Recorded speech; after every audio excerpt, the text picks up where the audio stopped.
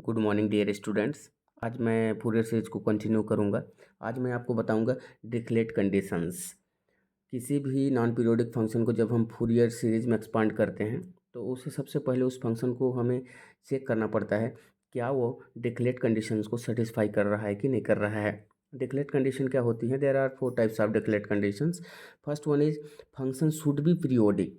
अब जो फंक्शन दिया रहेगा जिसको हम फूरियर सीरीज में एक्सपांड करना चाहते हैं वो हम देख लेंगे कि वो फंक्शन पीरियोडिक है या नहीं है। पीरियोडिक कोई भी फंक्शन कब होती है कब नहीं होती है ये मैं पिछले वीडियो पे बता रखा हूँ, तो आप वहाँ जाके विजिट कर सकते हैं और देख सकते हैं। दूसरा डिरिचलेट कंडीशन ये होती है कि F of x should be single valued.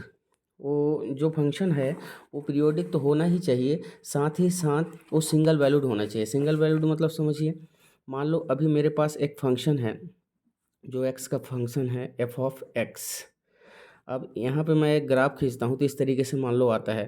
तो ए एक्स इज इक्वल टू 1 है, एक्स इज इक्वल टू 2 है, एक्स इज इक्वल टू 3 है। तो X is equal to 2 particular value पे मैं देखूँ तो यहाँ पे मुझे एक्स इज इक्वल टू 2 पर एफ ऑफ एक्स की एक से अधिक वैल्यू प्राप्त हो रहे हैं। यहाँ पे एफ ऑफ एक्स यहाँ पे तीन तीन वैल्यू रख रहा है एक्स इज इक्वल टू 2 पर। इसका मतलब है सिंगल वैल्यूड फंक्शन नहीं है, इसलिए इस फंक्शन का हम फूरियर सीरीज एक्सपांड नहीं कर सकते हैं। इसकी फूरियर सीरीज एक्सपांड नहीं हो पाएगा। इसका मतलब यह है कि जो भी फंक्शन की हम फूरियर सीरीज निकालेंगे वो सिंगल वैल्यूड होना चाहिए। आई होप आप सिंगल वैल्यूड कैसे कोई फंक्शन होता है समझ गए होंगे। अब देखिए तीसरा डिरिचलेट कंडीशन ये कहता है कि function should have finite point of discontinuity in given interval A B. जो भी इंटरवल दिया रहेगा उसमें आपकी फंक्शन फाइनाइट डिसकंटिन्यूटी रखना चाहिए। मान लो यहाँ पे मैं एक फंक्शन बनाता हूँ इस तरीके से, ऐसे इस तरीके से ऐसे ले जाता हूँ, कहीं पे मुझे पेन उठाने की ज़रूरत नहीं पड़ी, मतलब एक कंटिन्यूअस फंक्शन है। अगर इसी तरीके से यहाँ पे इस तरीके से ऐसा मैं बनाऊँ और यहाँ से ऐसा फंक्शन आया, मान लो माइनस के और यहाँ से प्लस के, ए प्लस के है और ये माइनस के है, एफ ऑफ एक्स की वैल्यू और ये एक्स की वैल्यू मान लो। तो यहाँ से ऐसे मैं जब आ रहा हूँ तो यहाँ से मुझे पेन उठाना पड़ जा रहा है। इसका मतलब पेन जब भी उठाना पड़ गया आपको तो ऐसे फंक्शन डिसकंटिन्यूटी को शो करते हैं। तो कहता है कि जो फंक्शन जिस फंक्शन के आप फूरियर सीरीज निकालना चाहते हैं वो डिसकंटिन्यूटी रखे, लेकिन डिसकंटिन्यूटी कैसा रखे? Should have finite point of discontinuity. ऐसा नहीं कि इन्फिनेटिव डिसकंटिन्यूटी रखे, डिसकंटिन्यूटी रखे लेकिन finite point of discontinuity given interval होना चाहिए। अब इसके बाद हम देखते हैं चौथा इसकी कंडीशन क्या होती है। तो चौथे कंडीशन पे हम देखेंगे कि F of x should have finite maxima and minima in given interval. अब यहाँ पे मैक्सिमा एंड मिनिमा क्या होती है यहाँ पे समझ लेते हैं। मान लो इस तरीके से मेरे पास ये है और इस तरीके से कोई फंक्शन है ऐसा ऐसा। तो ये जो होता है अनस्टेबल पॉइंट होता है स्टेबल पॉइंट। और स्टेबल पॉइंट होता है वहीं पे हमारी इन्हीं पे यहाँ पे देखो ये कितने यहाँ पे a unstable point unstable A B C point पर अनस्टेबल पॉइंट मिल रही है। और यहाँ पे हमें क्या मिल रही है, मान लो जी एच ले लेता हूँ, यहाँ पे हमें मिल रहा है stable point. A stable point है, A B C unstable point है। इस तरीके से मुझे इन इन दोनों में से हमें मैक्सिमा एंड मिनिमा मिलेंगी। तो वो कहता है कि मैक्सिमा एंड मिनिमा तो रखे लेकिन फाइनाइट वैल्यू पर। ऐसा नहीं कि ये मैक्सिमा मिनिमा रख रहा है और इन्फिनेटिव तक जा रहा है, नहीं, मुझे finite number of maxima and minima चाहिए। तो इस तरीके से मेरी function finite maxima and minima रखना चाहिए। तब इसे हम क्या कह देंगे कि ये हमारी फूरियर सीरीज एक्सपांड करने लायक फंक्शन है। अगर कोई फंक्शन इन चारों कंडीशन को सेटिस्फाई करता है तभी हम उसकी फूरियर एक्सपांड कर पाएंगे। अब हम एक क्वेश्चन ले लेते हैं, इसकी फूरियर एक्सपेंशन देखते हैं। Find Fourier expansion of f of x is equal to x square plus x in interval pi minus pi to pi. Interval दे रखा है माइनस पाई टू पाई। कोई भी क्वेश्चन जब आती है तो हमें इस तरीके से लिख लेना होता है, if function is defined in interval a b and satisfy Dirichlet conditions, then f of x can be expanded in form of an infinitive trigonometrical series having terms of sine and cosine as follows। तो उसको हम इस तरीके से लिख पाएंगे, F of x is equal to A naught by two plus summation N is equal to 1 to infinity A N cos N X plus B N sine N X. इसे हम कह देंगे इक्वेशन नंबर फर्स्ट। आपने देखा होगा मेरे पिछले video पे, यहाँ पे मैंने सिर्फ ए नॉट लिख के रखा है और यहाँ पे ए नॉट बाई टू रखा है। तो वहाँ पे मैंने जो ए नॉट की फार्मूला लिखा होगा वहाँ पे 2/L होगा, 2/L होगा ए एन में, बी एन में 2/L होगा। अगर यहाँ पे ए नॉट लेके चलते हैं आप, तो यहाँ फार्मूला में 2/L आएगा, मतलब बी माइनस ए, 2/B-A, 2/B-A, 2/B-A। अगर आप ए नॉट बाई टू लेके चलते हैं तो फार्मूला में सिर्फ 1/L, 1/L, 1/L इस तरीके से हो जाएगा। तो आप यहाँ देखिएगा, here A naught, A N and B N are given by. तो यहाँ से हम देखेंगे ए नॉट की फार्मूलाएँ हो गई, ए एन की फार्मूलाएँ हो गई, बी एन की फार्मूलाएँ हो गई। अब हम एक एक करके इनको निकालेंगे। अब देखिए, यहाँ से देखिए, here in this problem given A is equal to, मतलब लोअर, हमारे पास लोअर लिमिट -पाई है और अपर लिमिट पाई है। हम इस तरीके से इसको निकालेंगे, b minus a equal to 2L। B upper limit pi रख दिया और यहाँ पे -पाई, ये जुड़ के हमारे पास 2 पाई आ गया। ये इधर राइट हैंड साइड पे 2L है ही, और L इज इक्वल टू हमारे पास पाई मिल गया। अब हम एंड ए भी दिया है, F of X equal to हमारी फंक्शन x² + x दिया हुआ है। अब मैं ए नॉट निकालूंगा, ए एन निकालूंगा, बी एन निकालूंगा और अपने इक्वेशन नंबर फर्स्ट में पुट कर दूंगा, और वही हमारी फूरियर सीरीज होगी इस दिया हुआ फंक्शन के लिए। तो ए नॉट पहले निकालते हैं। Naught is equal to 1/L integration a to b F of X D X. अब यहाँ पे इस वैल्यू को रख देते हैं हमारी फंक्शन के एफ ऑफ एक्स की, जो क्वेश्चन पे दे रखा है, x² + x dx। अब यहाँ से ए नॉट इज इक्वल टू 1/पाई। अब ए इंटीग्रेशन को मैं अलग अलग लिख लेता हूँ, x² को लिए अलग, x के लिए अलग। तो ये integration -pi to pi x² dx plus integration of x dx -pi to पाई के लिए। तब यहाँ पे हम देखेंगे कि जब कभी भी हमारी लिमिट -पाई to पाई होती है, मतलब सेम लिमिट होती है, -a से a, -b से a, -2 से 2, इस तरीके से, तो हम वहाँ पे इवन ऑड चेक कर लेते हैं। तो यहाँ पे हम देखेंगे कि x² जो है हमारी इवन फंक्शन है, इसलिए ये हमारी बन जाएगी twice of 0 to pi x² dx। और यहाँ पे हम चेक करेंगे कि x जो होती है हमारी ऑड फंक्शन होती है, इसलिए इसकी वैल्यू डायरेक्ट 0 हो जाएगी, क्योंकि ऑड फंक्शन के लिए मैंने फार्मूला बता रखा है पीछे कि ऑड फंक्शन जब भी होता है इस लिमिट में, तो हमारे पास जो वैल्यू आती है इंटीग्रेशन को 0 आती है। तो ए सर्वाइव नहीं करेगा, 0 हो गया, और ए इसे हम लेके चलेंगे। अब तो a2 बाहर निकल जाएगा, तो 2/पाई हो गया, मल्टीप्लाई इसकी इंटीग्रेशन कर देंगे तो x³ 3। अब लिमिट लगा देंगे 0 to पाई। अब इस लिमिट को रख देंगे, अब अपर लिमिट रखेंगे तो π³ लोअर लिमिट पे 0 हो जाएगी। इसके बाद 2/पाई मल्टीप्लाई π³ यहाँ से एक पाई से कट जाएगा। इसके बाद ये नॉट की वैल्यू हमारे पास मिल जाएगा 2π²/3। ये नॉट की वैल्यू मिल गई, उसे हमने कह दिया इक्वेशन नंबर सेकंड। अब हमारी टास्क होगी ए एन निकालना। तो अब हम ए एन निकालेंगे, उसकी फार्मूला पीछे मैंने लिख रखा था, उस फार्मूला का यूज़ कर लेंगे। एफ ऑफ एक्स की वैल्यू रख दिया हमने x² + x cos nx dx। अब इस टोटल को मैं एक फंक्शन मान लूँगा u, और इस टोटल को मान लूँगा function b। Integration by parts करने से अच्छा हम यहाँ पे इंटीग्रेशन की चैन रूल अप्लाई करेंगे, तो हमारे पास जल्दी हो जाएगा। चैन रूल में हम क्या करते हैं, जो x वाली फंक्शन होती है उसको फर्स्ट फलन मान लेते हैं, और इसको सेकंड फलन, मतलब फर्स्ट फंक्शन सेकंड फंक्शन, और उसको चैन रूल से हम इंटीग्रेट करते हैं। तो यहाँ पे मैं आपको दिखा देता हूँ कि इंटीग्रेशन की चैन रूल क्या होती है। ये होती है हमारी इंटीग्रेशन की चैन रूल। मान लो मेरे पास दो फंक्शन है u एंड v, और उसको हमें इंटीग्रेट करना है, तो u को एज इट इज़ पहले लिख लेंगे, इसके बाद जो सेकेंड फंक्शन है उसकी इंटीग्रेशन कर देंगे। फिर यहाँ पे प्लस था, अब माइनस ले लेता हूँ, अल्टरनेट चलेंगे, plus minus plus minus, plus से स्टार्ट होते हैं। अब जो फर्स्ट फंक्शन था उसकी डिफरेंशिएशन 1 टाइम, और सेकेंड फंक्शन का यहाँ पे जो आंसर आया था उसी का यहाँ पे इंटीग्रेशन। फिर प्लस आ गया, यहाँ पे माइनस था, यहाँ तो प्लस आ गया। अब ए वाली यहाँ पे जो आंसर आया था फर्स्ट फंक्शन की, उसकी अगेन हम डिफरेंशिएशन करेंगे, और यहाँ पे जो आंसर आया था हमारे सेकंड फंक्शन की, उसकी अगेन हम इंटीग्रेशन करेंगे। इसका मतलब इसी तरीके से आगे चलता चला जाएगा जब तक कि ये जो डिफरेंशिएशन वाली जो पार्ट है उसकी वैल्यू 0 नहीं आ जाए, क्योंकि डिफरेंशिएशन वाली पार्ट कांस्टेंट आने के बाद फिर हम डिफरेंशिएशन करेंगे, 0 आना ही है। तो यहाँ पे देखिए हमने कर रखा है, फर्स्ट फंक्शन हमने पीछे माना था x² + x को, तो एज इट इज़ हुआ, u की जगह पे यहाँ पे एज इट इज़। v1 मतलब इंटीग्रेशन, मतलब सेकंड पार्ट फंक्शन की। सेकंड फंक्शन हमारे पास cos nx थी, तो cos nx क्या हो जाएगी, sin nx एन। अब माइनस लगा, अब यहाँ पे जो है उसी की हम डिफ्रेंशिएशन करेंगे तो यह हो जाएगा 2x+1, और यहाँ पे जो आंसर आई है इसका हम पुनः इंटीग्रेशन कर रहे हैं अगेन, तो यहाँ पे क्या हो जाएगी कॉस, साइन की क्या होती है माइनस कॉस nx, और यहाँ पे n पहले से है और इसकी n नीचे आएगी n² हो जाएगी प्लस। अब इसका फिर से हम डिफ्रेंशिएशन करेंगे तो 2 आ जाएगा, ये 0 हो जाएगी।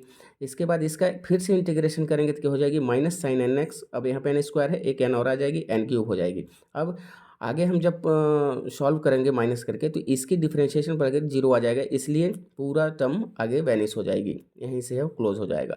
अब हम लिमिट लगा देंगे -π to π। तो आई होप ये वाली इंटीग्रेशन, चैन रूल जो वाली इंटीग्रेशन है आपको समझ में आई होगी। यहाँ से an = हमारे पास मिल जाएगा 1/π। यहाँ से देखिए क्या आ जाएगा हमारे पास, अपर लिमिट रखेंगे तो यहाँ से पाई अगर मैं रखता हूँ तो मेरे पास पाई रखूँगा तो यहाँ पे साइन, यहाँ पे π² + π आएगा, यहाँ पे साइन n पाई आएगा, और साइन n पाई की वैल्यू होती है हमारे पास 0, इसलिए हो जाएगी हमारी पूरी टर्म 0। यहाँ पे ए वाली टर्म पे रखूँगा पाई तो 2π + 1, तो ये आया 2π + 1, और कॉस n पाई की वैल्यू होती है -1 to power n आ गया। इसके बाद हमारे पास हो जाएगी n², ये n² हो गई हमारे पास। अब हम देखेंगे ये माइनस और ये माइनस हो गया था प्लस, इसलिए यहाँ पे प्लस आया है। अब हम यहाँ पे देखेंगे अपर लिमिट रख के तो n पाई तो ये भी 0 हो जाएगा। अब माइनस लोअर लिमिट रखेंगे, तो लोअर लिमिट रखेंगे तो यहाँ पे क्या हो जाएगी हमारे पास, लोअर लिमिट रखेंगे फिर भी यहाँ पे ये साइन वाली -n पाई आएगा, ये भी 0 हो जाएगा। फिर ए वाला फिर सर्वाइव करेगा, ए वाला फिर 0 हो जाएगा, क्योंकि साइन -n पाई हो चाहे +n पाई हो 0 हो जाते हैं। ये एकदम लोअर लिमिट में भी अपना क्या कर जाएंगे, वैनिश हो जाएंगे, और ये सर्वाइव करेगा। तो यहाँ पे देखिए क्या हो जाएगी 2 - π + 1, ये आया -2π + 1, और इसकी वैल्यू क्या हो जाएगी, एक चूँकि इवन फंक्शन है तो हम -π रखूँगा फिर भी हो प्लस कॉस पाई ही होगा n पाई, तो यहाँ इसकी वैल्यू हो जाएगी -1 to power n, और ए माइनस और ए माइनस हो जाएगा मेरे पास। अभी देखिएगा यहाँ पे माइनस मैंने रख दिया है -π, ठीक है ना, और यहाँ पे एक माइनस हमारी फार्मूला में बाहर में है, ठीक है। तो यहाँ पे देखिएगा ए माइनस और ए माइनस हो जाएगा प्लस, देखते हैं आगे यहाँ पे, अब ए माइनस यहाँ पे देखिएगा, तो यहाँ से देखिए यहाँ से -1 to power n² और -n to power n² को हम कॉमन ले लिए, तो -n to power n² बाहर है, अरे पाई पहले से है तो पाई n² हो गई। यहाँ से क्या बचा 2π + 1, और ये माइनस यहाँ पे है, और ये -2π + 1, ये जब ब्रैकेट ओपन करूँगा तो माइनस माइनस प्लस हो जाएगा, और ये प्लस माइनस माइनस हो जाएगा, तो 1 1 कैंसिल आउट हो जाएंगे। n = हमारे पास बचेगा -1 to power n pi n², और ये हो जाएगी 2π 4π, ये हो गई 4π -1 to power n, और इधर पाई n², यहाँ पाई से पाई कैंसिल आउट हो गया, बच गया हमारे पास 4 -1 to power n n²। ये n की वैल्यू हमें ये मिल गई, इसी इक्वेशन नंबर 3 बोल देंगे। अब हम bn निकालने चलते हैं। bn की फार्मूला ये है हमारे पास, यहाँ पे हम एफ ऑफ एक्स की वैल्यू रख दिया x² + x sin x dx। अब इसे दो पार्ट में हम इंटीग्रेशन कर लेते हैं 1/π। अब यहाँ से हो जाएगी, ये मल्टीप्लाई हो गया है x² sin n x dx पहला integration, plus x sin n x dx दूसरा इंटीग्रेशन। अब हम जानते हैं यहाँ से हम फिर इवन ऑड फंक्शन वाली देख लेंगे, तो यहाँ पे ये क्या होती है हमारी इवन फंक्शन, ये क्या होती है odd function. Even function odd function, और इवन और ऑड मिलके फिर से हमारे पास ऑड बन जाता है, इसलिए फंक्शन हो गई 0। इस लिमिट में अगर ऑड फंक्शन होती है तो 0 हो जाती है, और ए होती है हमारे पास ए माइनस, मतलब odd function a odd function, odd odd even function हो जाएगा, तो ये सर्वाइव करेगा। इसे हम फिर वही चैन रूल लगा लेंगे, इसको u मान लेंगे और इसको v मान लेंगे, इस तरीके से हम इसकी इंटीग्रेशन कर लेंगे। अब यहाँ से हम जो order function sorry event function था उसको ले लिया हमने 1/π -π to π x sin n x dx। अब 1/π बाहर रख लिया मैंने, यू जो फर्स्ट फंक्शन है उसको एज इट इज रखा, इसकी इंटीग्रेशन, तो ये हो गई इंटीग्रेशन। फिर यहाँ पे प्लस था तो अब माइनस ले लिया, अल्टरनेट चलता है चैन रूल में माइनस। अब इसकी डिफ्रेंशिएशन 1 हो गई, और इसकी फिर से इंटीग्रेशन, तो माइनस तो पहले से लगा हुआ है, कॉस की साइन एन एक्स होती है, और एन पहले से है, एन फिर नीचे आएगा n² हो जाएगा।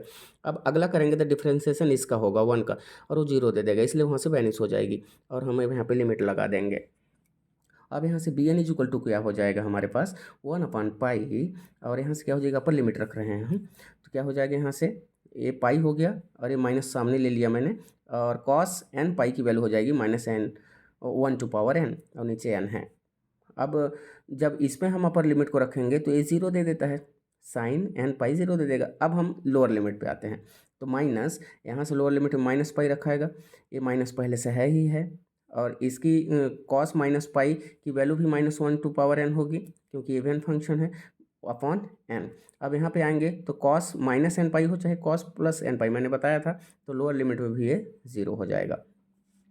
तो आगे हम देखेंगे, ये minus pi, A same first term as it is. अब यहाँ पे देखिएगा माइनस माइनस प्लस हुआ, फिर ए वाला माइनस आके फिर माइनस कर देगा इसको, तो माइनस हो गया पाई -1/n/n।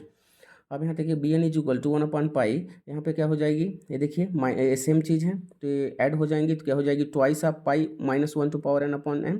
यहाँ से पाई और पाई कैंसिल आउट हो जाएगा, यहाँ से बी एन की वैल्यू हमारे पास आ जाएगी -2 -1/n/n। इक्वेशन नंबर 4 बोल दूंगा। अब यहाँ से putting the values of a0, an and bn in equation first, from equation 2, 3 and 4 we have। अब हम a0, an and bn की वैल्यू पुट कर देंगे, x plus X square is equal to, देखिए एफ ऑफ एक्स आता है हमारी equation number first में, एफ ऑफ एक्स था, तो यहाँ पे हम एक्स की वैल्यू एफ ऑफ एक्स की वैल्यू रख दिया x प्लस एक्स स्क्वायर, और इधर हमारे पास था a0/2, तो a0 की वैल्यू रख दी हमने 2π²/3, और a2 अलग से प्लस, यहाँ पे तो समेसन के अंदर में था n is equal to 1 to infinity, an था, an की वैल्यू ये रखा हमने, और cos nx प्लस इस समेसन को हम अलग अलग कर दिए हैं। अब यहाँ पे bn था, bn की वैल्यू हमने रखा sin nx। अब यहाँ से क्या होगा, देखिए ये हो गया। अब यहाँ से ये जो कैंसिल आउट हुआ π²/3 बचा, यहाँ से 4 को मैं बाहर ले लेता हूँ, ये summation n equal to 1 to, और जो बचा अंदर में ये लिख लिया मैंने cos nx, और यहाँ से -2 को बाहर ले लिया, -2 समेसन, अब यहाँ पे जो बचा उसको मैंने लिख लिया। यही आपका आंसर है। आप एक्सपांड करना चाहते हैं, इस समेसन को खोलना चाहते हैं, तो आपके आंसर और एक्सपांड में आ जाएगा, नहीं तो आंसर आपका यहीं तक है। आप इसको एक्सपांड करेंगे तो क्या करेंगे, n इक्वल टू 1 पहले रखेंगे, तो 1 रखेंगे तो -1/n(1) हो जाएगा, और cos x हो जाएगा। इसी प्रकार से जब सेकेंड टाइम रखेंगे तो n इक्वल टू 2, तो प्लस हो जाएगा, प्लस 2/2² cos 2x हो जाएगा। इस तरीके से बढ़ते जाएगा। उसी तरीके से यहाँ पे रखेंगे 1 रखेंगे तो -1/1 sin x, फिर सेकेंड टाइम रखेंगे तो +2/2 sin 2x, इस तरीके से चलेगा।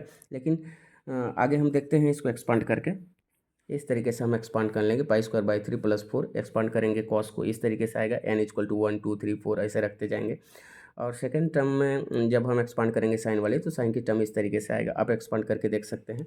अब यहाँ पे हम यहाँ पे देखते हैं कि π²/3 है, यहाँ से सब में 4 आ रहा है, उस 4 को मैंने -4 को कॉमन ले लिया, -4 कॉमन ले लिया, तो ये वाली टर्म प्लस बन गया, ये वाली माइनस हो गया, ये वाली प्लस हो गया, तो इस तरीके से ए आ गया हमारे पास। और यहाँ पे हमने +2 कॉमन लिया, तो यहाँ sin x हो गई, यहाँ पे क्या बचा, 2 सामने निकल गया तो 1/2 sin 2x बचा, ये आगे वाली टर्म पे 2 निकल गया तो 1/3 sin 3x, इस तरीके से आगे बचता गया।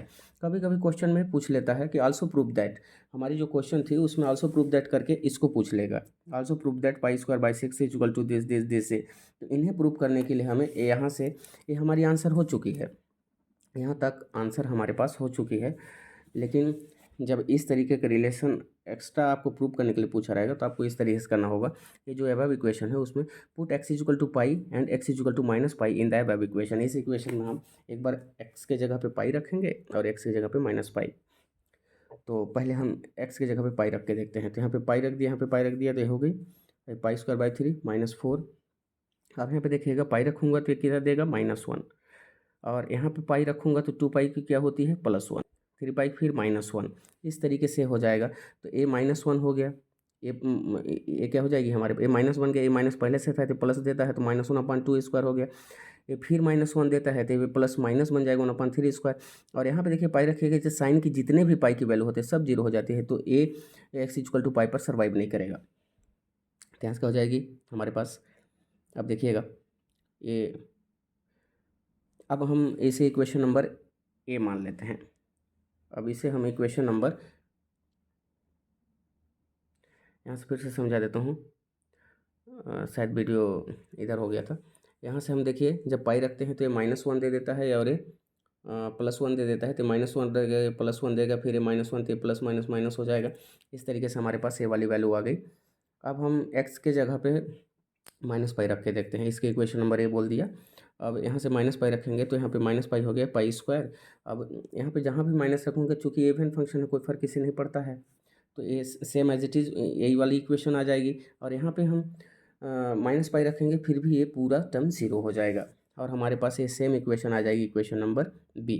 अब इन इक्वेशन नंबर ए और बी को हम ऐड कर देंगे। From equation a plus b we get, इन दोनों को ऐड करेंगे तो हम देख पा रहे हैं कि ये पाई से पाई कैंसिल आउट हो जाएगा और ये 2 पाई स्क्वायर हो जाएगा लेफ्ट हैंड साइड पे। राइट हैंड साइड पे क्या हो जाएगी, ये दोनों सेम है तो ट्वाइस हो जाएगा, ट्वाइस ऑफ दिस वन। अब इसके बाद क्या करेंगे हम, इस 2 से 2 कैंसिल आउट हो गया, इस पाई स्क्वायर बाई 3 को इस तरफ ले आएंगे तो पाई स्क्वायर पहले से है -पाई स्क्वायर बाई 3 और ये 4 बाहर में है, ये लिख लिया हमने। अब यहाँ पे देखिएगा, जब ये ऐड करेंगे हम लोग, इसे ऐड करेंगे तो सभी टर्म क्या हो जाएंगे हमारे पास, प्लस में आ जाएंगे, क्योंकि माइनस सामने पहले से है और इस सब को माइनस को बाहर निकालूंगा तो प्लस बन जाएगा, ये सब को बाहर निकालूंगा प्लस बन जाएगा। ऐड करूंगा तो हमारे पास इस तरीके से प्लस में वैल्यू आ जाएंगी। अब यहाँ से देखिएगा, इसे हम एलसीएम ले लेंगे तो क्या हो जाएगा, 2 पाई स्क्वायर बाई अपन 3। अब इस 4 को हम नीचे ले आए, अब यहाँ से 2 2 जा 4 और 3 2 जा 6, तो ऊपर में पाई स्क्वायर 6 बचा और नीचे में 6 और इधर ए है। और इस तरीके से हम इसको भी प्रूफ कर देते हैं। आई होप ये क्वेश्चन आपको समझ में आया होगा। अगर कहीं पे कोई डाउट है, क्वेरी है, तो आप कमेंट सेक्शन में जाके मैसेज ड्रॉप कर सकते हैं।